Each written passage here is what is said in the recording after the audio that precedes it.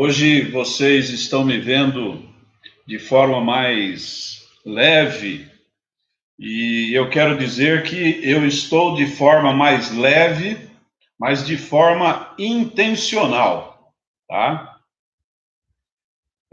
Vocês podem ver que eu estou com a camiseta do Caleb.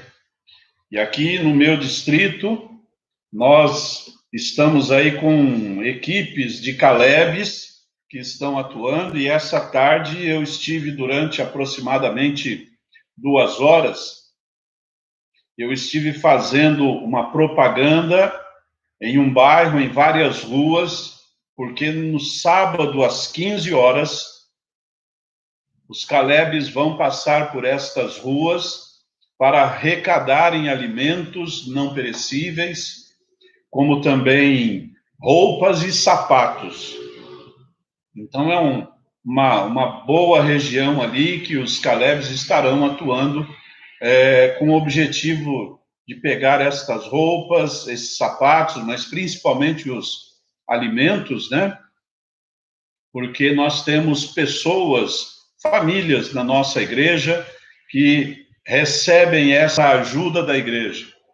Então, aqueles que me conhecem já sabem que eu saio com um carro com alto-falantes, e aí a gente vai anunciando. Amanhã vamos fazer a mesma coisa, e aí no sábado, às 15 horas, nós então chegaremos lá para poder arrecadar o que as pessoas já separaram para a coleta de alimentos não perecíveis. Muito bem. Tenho aqui no Face Anderson Amorim. Puxa, que saudade, viu, meu irmão? Que bom. Deixa eu ver aqui. Estão falando que travou, mas eu acho que agora deve estar tudo ok. Para mim aqui aparece que está tudo ok. Eu estou me referindo aqui ao Face. Deixa eu ver aqui. No YouTube, quem mais chegou aqui? Kênia Morato, Deus o abençoe, pastor, amém. Saudações, eu não sei se estão geladas, eu acho que não, né? Mas saudações diretamente do Rio Grande do Sul. É, é isso aí, estão aí na divisa do Brasil com o Uruguai. Um abraço.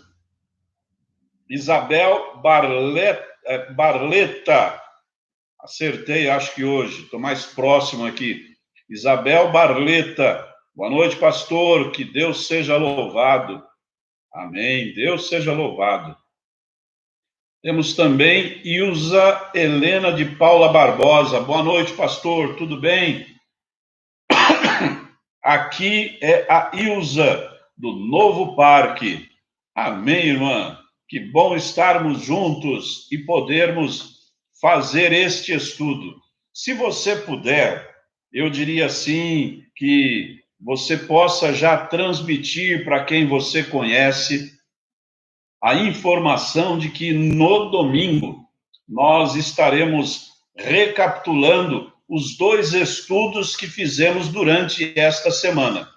Então, eu convido a você a participar conosco. É um resumo de aproximadamente meia hora desses 2 estudos, porque nós temos o desejo de que aqueles que participam deste estudo da série A Bíblia Ensina, no domingo possa, assim que terminar o nosso estudo, possam linkar com o estudo que o pastor Luiz Gonçalves está fazendo pela TV Novo Tempo,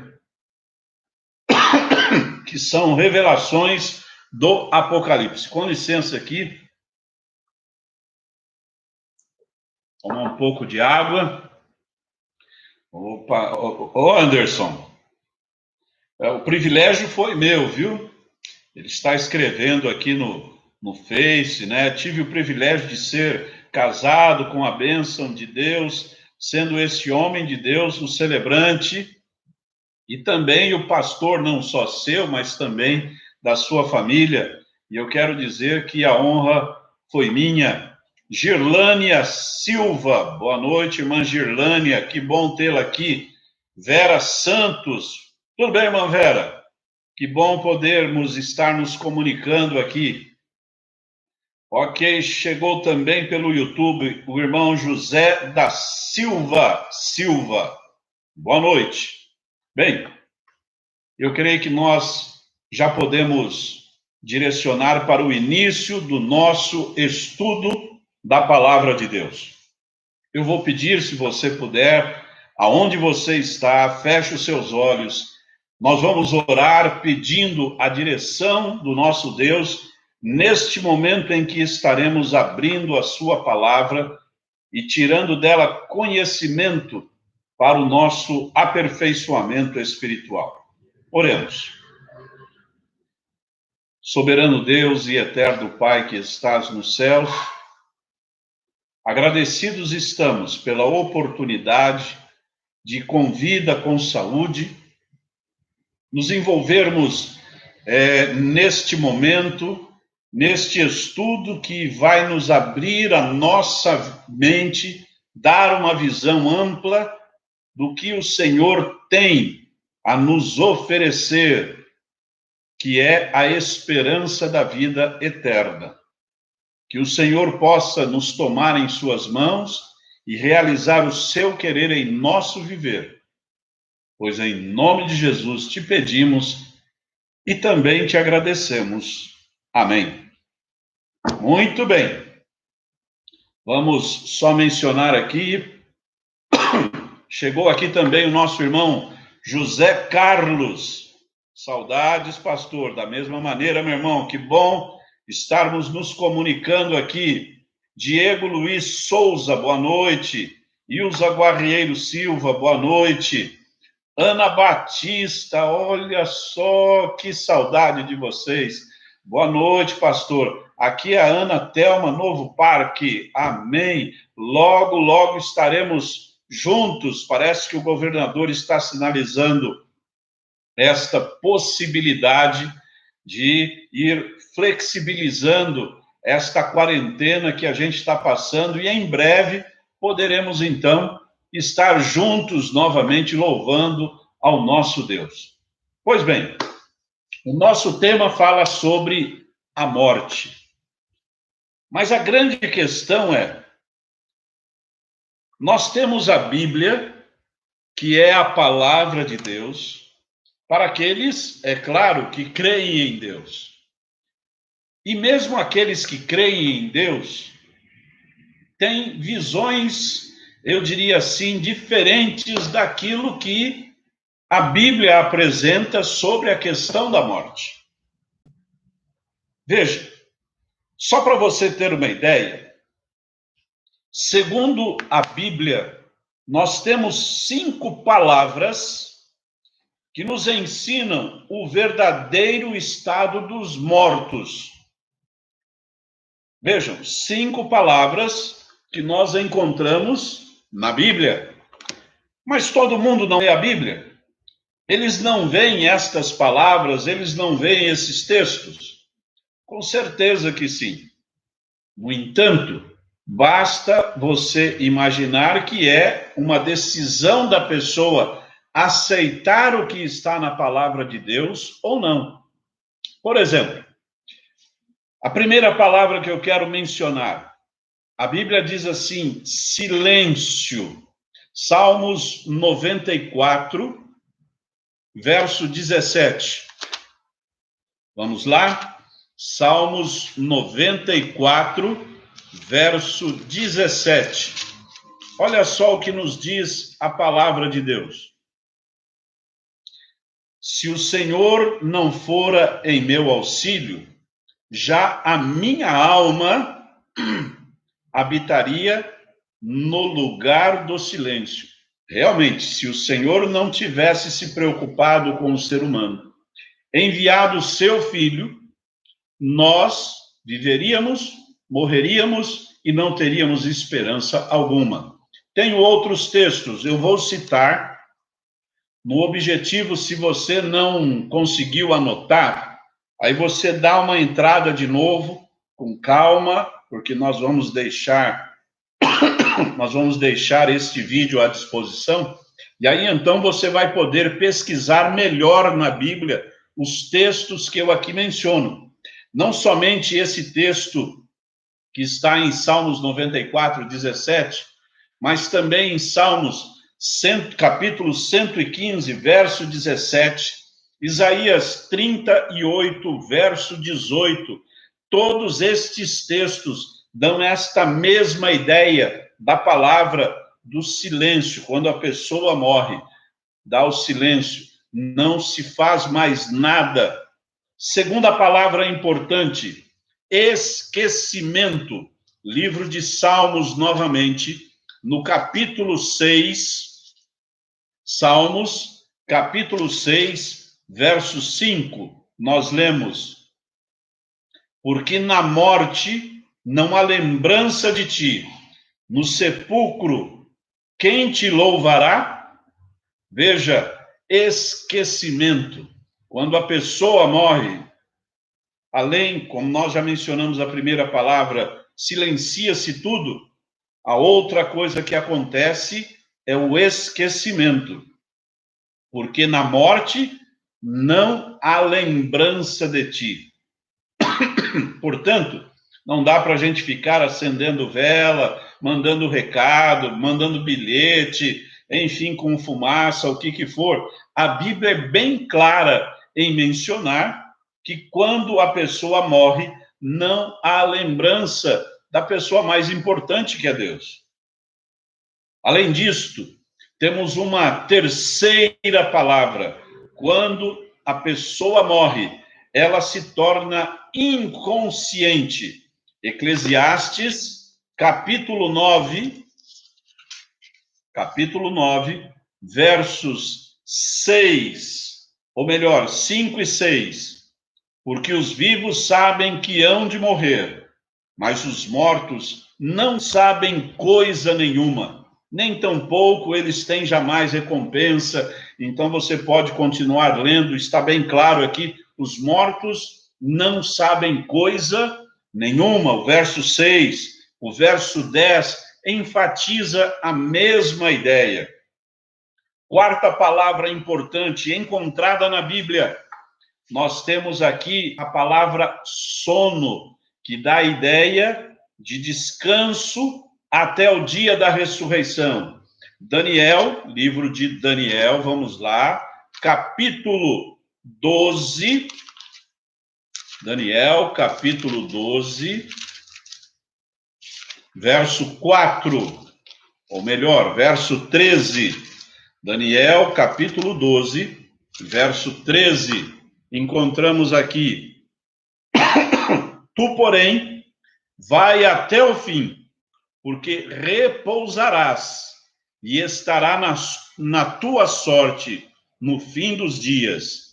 Repousará o sono da morte, né? Então vai repousar.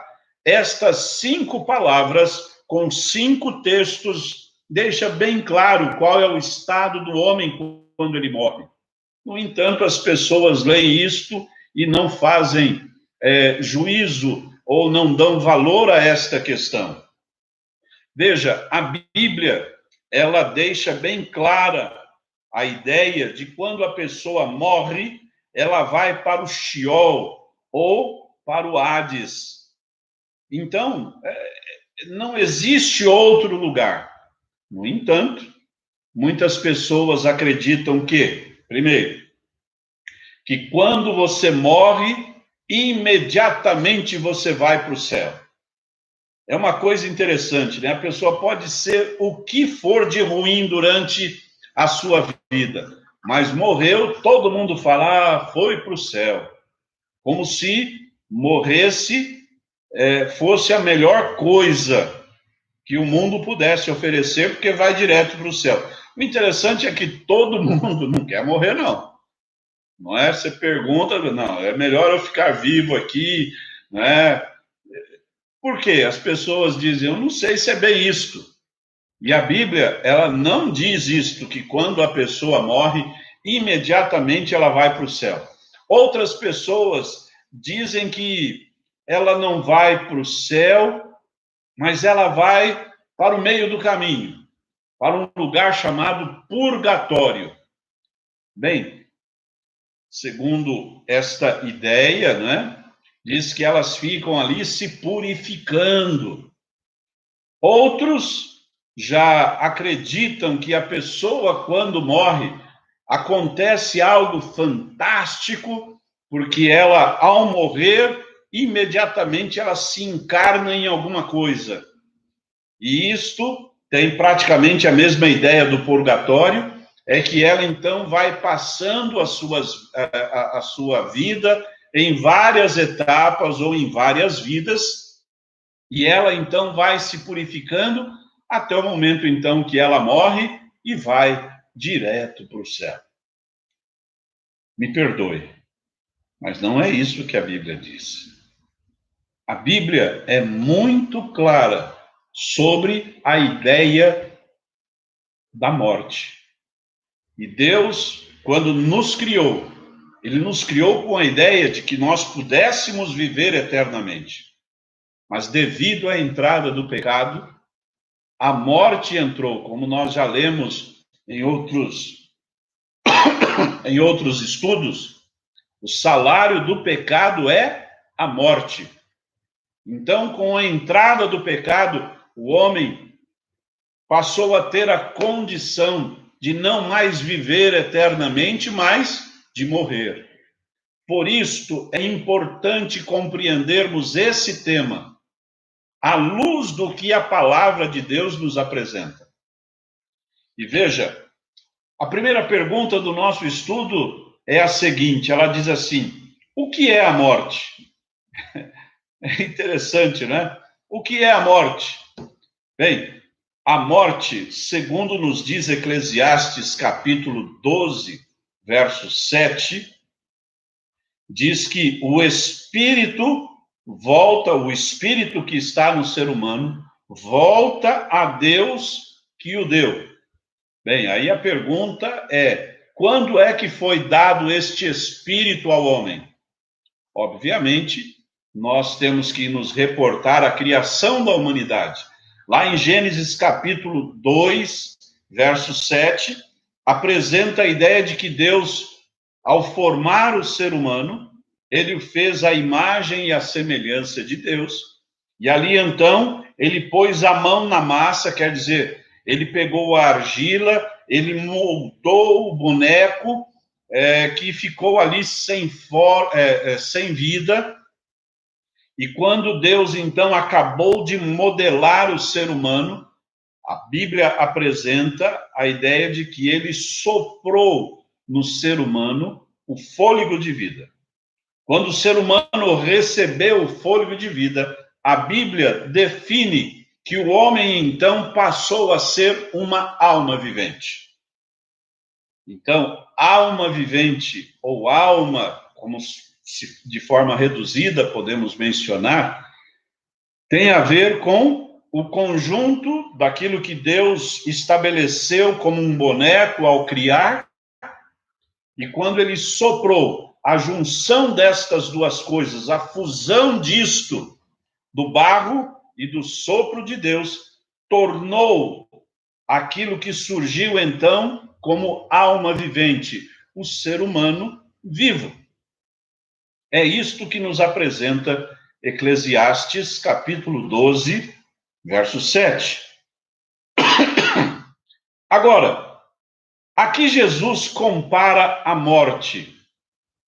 No livro de João, nos Evangelhos de João, capítulo 11, versos 11 e 13, enfatiza-se ali a fala de Jesus, da visão que ele tem sobre a morte, para um amigo seu, de que aquele amigo, quando lhe foi dada a informação que ele havia morrido, ele disse: não se preocupe, Lázaro dorme, né? E os discípulos dizem: não, mas bom, Senhor, se ele dorme, então está tudo em paz. Aí Jesus disse: não, Lázaro morreu, e eu vou lá para despertá-lo do sono. E que sono é este? É o sono da morte. Isto é, se você olhar para a ideia do ser humano quando ele dorme é a mesma ideia que Deus quer que nós compreendamos, seja a questão da morte. Por quê? Porque você deixa de viver, o fôlego de vida sai e você, então, entra no silêncio, no esquecimento, enfim, é como se você estivesse dormindo. E dali, então, na volta de Jesus, você acorda novamente. Você é despertado deste sono. Então, esse período até a volta de Jesus é como se você estivesse dormindo. Você não sabe o tempo que passou, você não sabe os acontecimentos, você se recorda enquanto você estava vivo e agora, diante da manifestação da volta de Jesus. Terceira pergunta: o que os mortos sabem? Bem, nós já mencionamos aquelas 5 palavras, né, que encontramos na Bíblia, dando a ideia do que é a morte. Mas vamos destacar aqui Eclesiastes capítulo 9, verso 5. Nós apresentamos aqui a ideia da terceira palavra, que é a inconsciência, né? E nós encontramos aqui, então, o quê? Que os mortos não sabem coisa nenhuma. Quer dizer, eles não têm a mínima noção, segundo a Bíblia, do que está acontecendo ao seu redor. Por isso, não adianta queimar vela, mandar recado, eu aqui vou brincar, né? Mandar sinal de fumaça, não adianta. A pessoa morreu. E quando ela morre, tudo cessa para ela. E ela, então, vai ser despertada na volta de Jesus. E aí, então, vai ser apresentado para ela se ela andou de acordo com a vontade de Deus ou não. Por isso que é importante você compreender o que ensina a palavra de Deus. Vamos agora à quarta pergunta do nosso estudo. O que acontece com a alma? Essa é interessante. Sabe por quê? Porque se nós temos a compreensão de que a alma é a fusão do boneco criado por Deus, da argila, do barro, então ele formou e soprou nas narinas do ser humano o fôlego de vida, e quando isto se uniu, tornou-se alma vivente. Correto? É o que nós entendemos lá em Gênesis 2:7. Agora veja o que nos diz Ezequiel, capítulo 18, Ezequiel, capítulo 18, verso 4. Ezequiel 18, verso 4. Nós lemos, olha a afirmação que encontramos na palavra de Deus. Eis que todas as almas são minhas. Veja, se todas as almas são do Senhor, não está falando de alma que atravessa como Gasparzinho a parede. Não é isso. Isso daí é fantasma. Deus está dizendo que tudo aquilo que se junta dentro do propósito estabelecido na criação, né? Aquele boneco com o fôlego de vida tornou-se alma vivente. Portanto, tudo pertence, como afirma aqui, a Deus. Então vamos ler. Eis que todas as almas são minhas, como a alma do Pai, também a alma do Filho é minha. E aí ele dá uma sentença muito clara, a qual é: a alma que pecar, a pessoa que pecar, essa morrerá. Bom, mas o salário do pecado é a morte.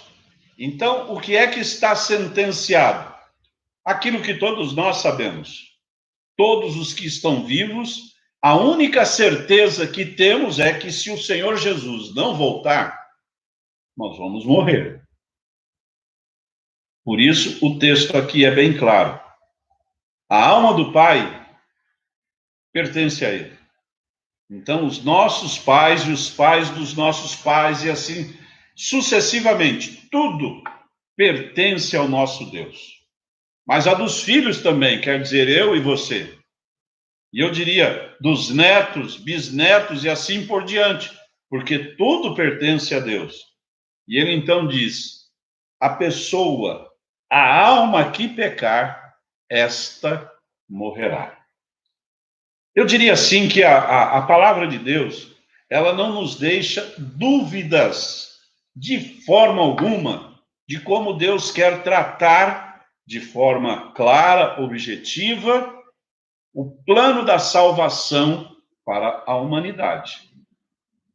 É oferecido para todo ser humano. E Deus está dizendo: todos vocês são criação minha. Vocês me pertencem. No entanto, eu não quero levar ninguém para o céu, obrigado.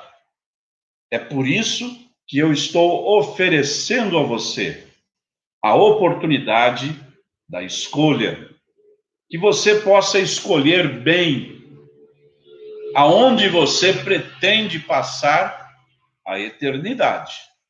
Em outras palavras, é isto o que Deus está dizendo. A quinta e última pergunta aqui da introdução da do nosso estudo do tópico sobre a morte, da série de estudos A Bíblia Ensina.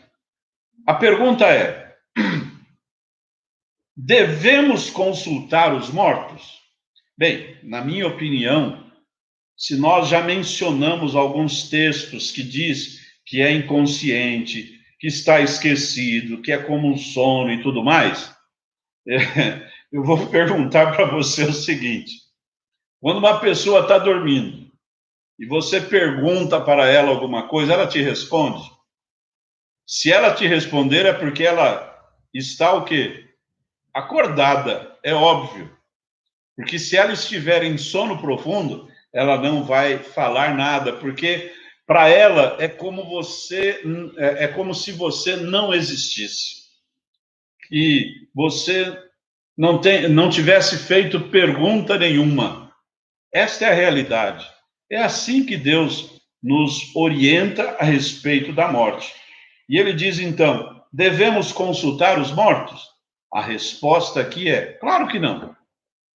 Né? E olha que o texto vem falando que nós não devemos consultar não só, eu diria assim, os mortos, mas vamos lá em Deuteronômio, capítulo 18, e vejam o que, eu diria assim, a preocupação, o que o Senhor nos apresenta para abrir a nossa mente e compreendermos a sua vontade nesse ponto.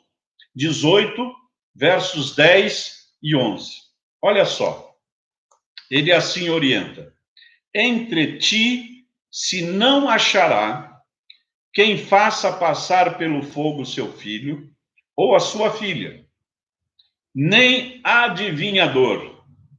Eu aqui vou chamar um pouco a sua atenção, porque tem às vezes algumas pessoas no mundo atual que dizem assim: olha, antes de sair eu tenho que dar uma escutada aqui no meu horóscopo, naquilo que está sendo orientado, qual o número da minha sorte, qual é a cor preferida, e não sei o que e aquilo outro. Bem, a recomendação bíblica é que um verdadeiro servidor do Senhor Jesus não tenha esta preocupação jamais, porque diz, olha, nem adivinhador deve existir no meio do povo de Deus. Quer dizer, você não deve acreditar em quem faz adivinhações, nem prognosticador, quer dizer, ficar dando prognóstico daquilo que vai acontecer. Diz também, nem algoroeiro, nem feiticeiro, nem encantador de encantamentos, nem quem consulte um espírito adivinhante, nem mágico, nem quem consulte os mortos. Você percebeu aí, eu diria, a gama de possibilidades que o Senhor Jesus já estabeleceu que iriam existir e que nós não deveríamos ter participação com eles? A nossa fé, ela tem que estar firmada única e exclusivamente em Deus. Ponto. Não existe outra coisa que venha, eu diria assim, nos levar a acreditar, senão em Deus, em suas promessas, e elas se encontram aqui, na Bíblia, na palavra dele. Por isso ele menciona, como nós já estudamos, examinai as Escrituras, porque vós julgais ter nelas a vida eterna. E a vida eterna está aqui. É só ler e aceitar em sua vida o que a palavra de Deus nos oferece. Bem, mas o nosso estudo, ele enfatiza alguns outros textos que vêm falando sobre estes espíritos enganadores aqui. Então, a Bíblia fala nem adivinhador, nem prognosticador, algoroeiro, nem feiticeiro, ok. Aqui está apresentado de forma bem didática o que Deus quer. Mas a palavra de Deus ainda fala de outros que nós devemos ter cuidado. Por exemplo, Apocalipse capítulo 12, verso 9, né? Veja, o espírito que Satanás manifesta é um espírito com o objetivo, da mesma maneira que foi com Eva, ele tem atuado com todo o ser humano até os dias de hoje. E ele vai fazer isso até a volta de Jesus. Por quê? Ele tem um espírito que procura enganar o mundo. E os seus anjos, ele coloca todos eles como espíritos enganadores. Ah, meu irmão, você não pode aceitar esta ideia de que Satanás venha, eu diria, levar você a se enganar em alguma coisa em relação à eternidade. Veja, o que nós acabamos de ler está em Apocalipse, capítulo 12, verso 9. Então, Satanás veio para enganar todo mundo, e é verdade, é o que ele tem procurado fazer. Segundo, ele deu também a mesma ideia aos seus anjos caídos, que se fazem de espíritos que buscam enganar até mesmo os próprios escolhidos. Timóteo capítulo 4, verso 1, deixa bem claro, são espíritos enganadores. Neles não há a verdade. A verdade só é encontrada onde? Aqui, na palavra de Deus. Agora, quem se disfarça para enganar? Segunda carta de Paulo aos Coríntios, capítulo 11, verso 14 e 15, ali deixa bem claro que Satanás se disfarça de todas as maneiras para enganar o ser humano. Não permita que ele te engane, meu amigo. Não permita que ele te engane, minha amiga. Muito bem. Quarta questão interessante aqui. Satanás se disfarça como ele fez lá no Éden. Ele também se faz o mesmo hoje. Se disfarça como alguém que tem poder, que pode todas as coisas, mas cuidado. Eu diria assim, se você ouvir que tem a cura em algum lugar para o coronavírus, é uma cura espiritual, eu diria, meu irmão, permita que Deus faça a cura na sua vida, e não que esses curandeiros ofereçam a você algo que o nosso Deus pode te oferecer. Confia nele, né? E tudo ele vai fazer em seu favor. Quinta pergunta: qual então é o objetivo de Satanás com estes espíritos enganadores? É claro, ele quer enganar até mesmo os próprios escolhidos. O objetivo dele é não permitir que o ser humano aceite o plano da salvação do nosso Deus. E sexta pergunta, vem aqui: como vencer os espíritos enganadores de Satanás? Tiago, capítulo 4, verso 7. Hoje as pessoas usam a palavra resiliência, não é? Você tem que ser resiliente, você tem que resistir ao diabo de todas as maneiras. E a Bíblia diz que ele, quando você assim faz, ele foge de você. Da mesma maneira que ele fugiu de Jesus. Ele tentou a Jesus, mas não conseguiu levá-lo ao pecado. E o que ele fez no final? Foi embora. Bem, eu quero aqui fazer uma leitura que está no nosso estudo, e na minha compreensão, esta leitura apresenta, eu diria assim, a fórmula exata quando Deus criou o ser humano. Como é que ele fez para que o ser humano pudesse vir à existência? Diz assim: ao criar o homem, Deus formou o seu corpo do pó da terra. A forma humana estava perfeita, bem delineada, porém inanimada, sem vida.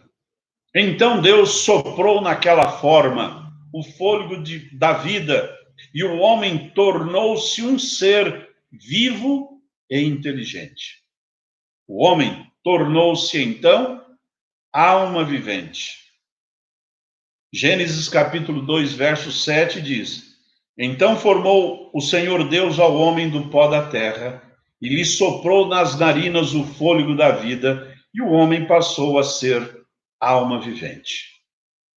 Aqui vem algo interessante. Ao morrer o homem, o que é que acontece? O texto diz: o fôlego da vida, ou o espírito, que seria o princípio de vida que Deus dá ao homem e aos animais, voltam ao grande autor da vida, o doador da vida, aquele que deu o sopro, o start inicial. E o texto termina dizendo: tendo vindo de Deus, a ele volta, porque a ele pertence. Então, na realidade, fica bem fácil de entendermos a criação e também a consequência do pecado. Quando Deus criou, formulou ali o boneco, desenhou o boneco, soprou nele o fôlego de vida, a junção disso fez com que o homem se tornasse alma vivente. Quando se morre, o que é que não entra mais no ser humano? O oxigênio, que foi dado por Deus na criação. Então, este volta para Deus e o homem volta a ser o quê? Ele deixa de ser uma alma vivente e torna-se agora um boneco. E como diz a Bíblia, e o pó volta à terra como era, e o espírito volta a Deus que o deu. Pois bem, meu irmão, e agora? Temos que nos consolar na esperança da ressurreição. Eu não sei o dia que Jesus vai voltar. Eu me entreguei a Jesus bem jovem. Eu tinha 12 anos de vida. Hoje, tenho 61 anos de vida. E eu quero dizer aos irmãos que não sei, eu espero que aconteça, mas eu não sei se estarei vivo quando ele se manifestar nas nuvens dos céus. Eu acredito que ele venha em breve. Mas nem por isto eu vou titubear, eu vou pestanejar, eu vou duvidar de acreditar em Deus. Por quê? Porque a promessa dele é a seguinte: se não alcançarmos vivos a manifestação dele, a promessa dele que ele fez de que iria voltar, ele diz que nós seremos ressuscitados. Como nos fala lá Paulo, em 1 Tessalonicenses, capítulo 4, versos 13 a 18. E ele deixa bem claro que os vivos não antecederão aos que morreram, ou àqueles que descansaram no Senhor. No mesmo momento em que os vivos serão transformados num abrir e fechar de olhos, os mortos ouvirão o convite de Deus e ressuscitarão, e juntos vamos encontrar o Senhor nos ares. Bem, diante desta realidade, será que devemos crer em Jesus? Vamos ler o que nos diz a palavra de Deus no livro de João, no capítulo 11, no verso 25. João, capítulo 11, verso 25. Aqui. Nós então lemos: Disse-lhe Jesus: Eu sou a ressurreição e a vida. Quem crê em mim, ainda que esteja morto, viverá. Esta é a promessa que eu tenho guardado no meu coração. Sou um pecador, peço a Deus perdão pelos meus pecados, procuro testemunhar em favor da ideia da salvação para as pessoas com quem eu entro em contato, mas a minha convicção é que se eu tiver que descansar antes dele voltar, eu creio nesta promessa. A promessa de que se eu estiver morto, bem claro aqui, se eu não estiver mais vivendo, ele disse que vai me ressuscitar. E por que eu acredito nisso? Porque da mesma maneira que ele morreu, eu também vou morrer, né? Vou deixar de viver. Mas eu creio porque depois que ele morreu, a Bíblia diz que ele ressuscitou.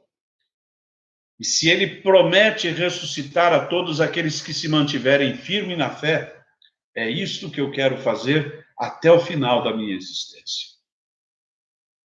Meu desejo, meu irmão, é que a sua decisão seja uma decisão de fé, em aceitar esta compreensão clara que nós encontramos na palavra de Deus sobre a morte. Porque quando Deus nos esclarece a respeito da morte, o maior objetivo dele é que eu e você tenhamos a vida. E não é qualquer vida, ele quer nos oferecer a vida eterna. Que Deus possa nos abençoar. Que você possa se entregar de corpo e alma ao nosso Senhor e Salvador Jesus. Que você possa dizer agora: eu aceito, Senhor, na minha vida, a tua orientação contida em tua palavra. E eu quero viver, enquanto aqui viver, praticando, crendo e testemunhando em favor desta verdade. Se esse é o seu desejo, mais uma vez eu vou pedir que você coloque a sua mão no peito. Se puder, é claro, né? Feche os seus olhos e vamos orar. Concluímos, bom Pai, aqui mais este estudo da tua palavra. E queremos te agradecer pela clareza que nós encontramos na Bíblia, principalmente que manifesta a sua preocupação em nos esclarecer todos os detalhes da nossa existência.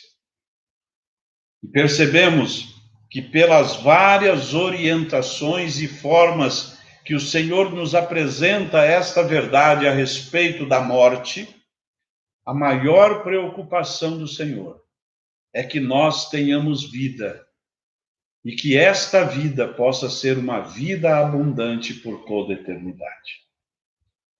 Queira continuar abençoando a vida e a família destes que aqui juntos oramos, pois temos a certeza que não somente receberemos a tua bênção, mas também o teu perdão de todos os nossos pecados.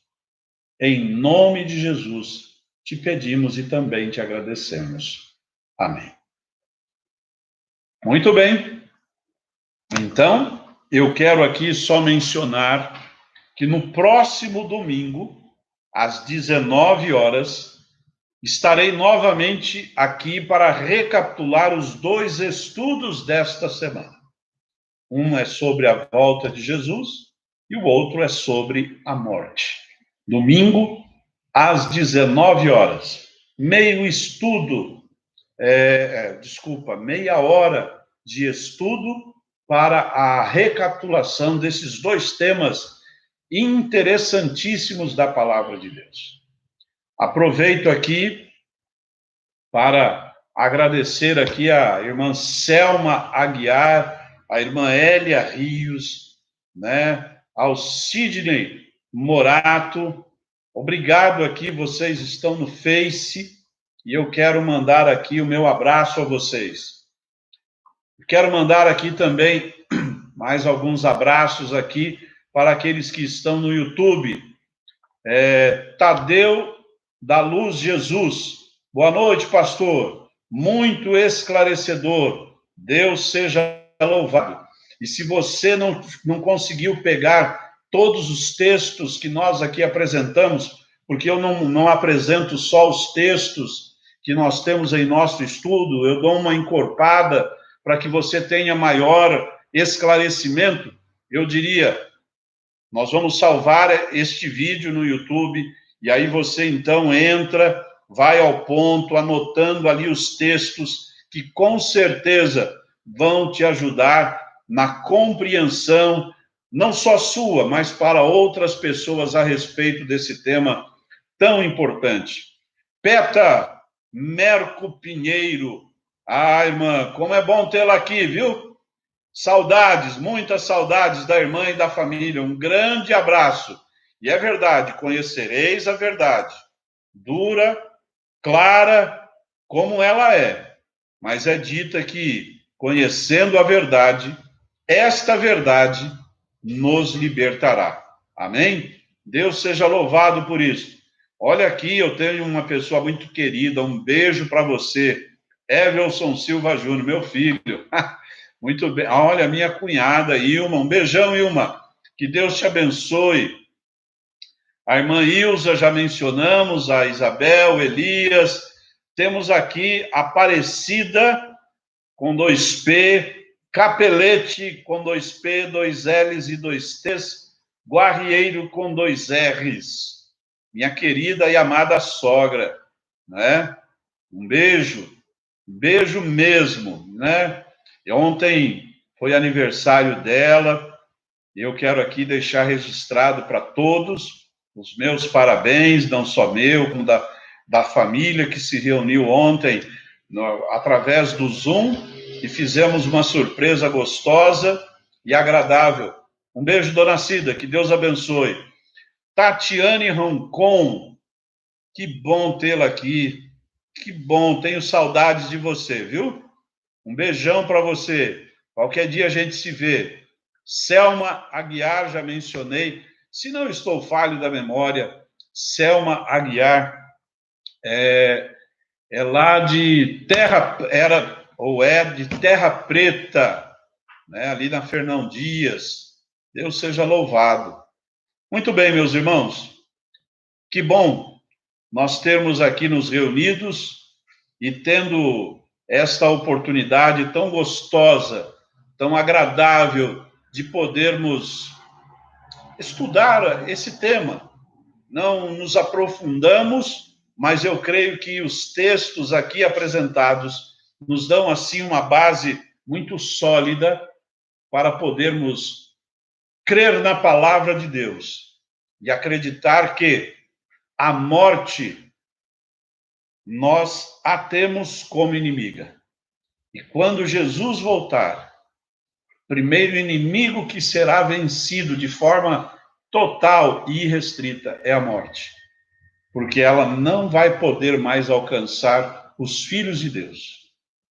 Porque ou seremos ressuscitados, já transformados, num abrir e fechar de olhos, não é? Ou então vivos, vamos ser também transformados e vamos juntos com os que ressuscitaram encontrar o Senhor nos ares. E a morte não poderá fazer nada. Que Deus os abençoe.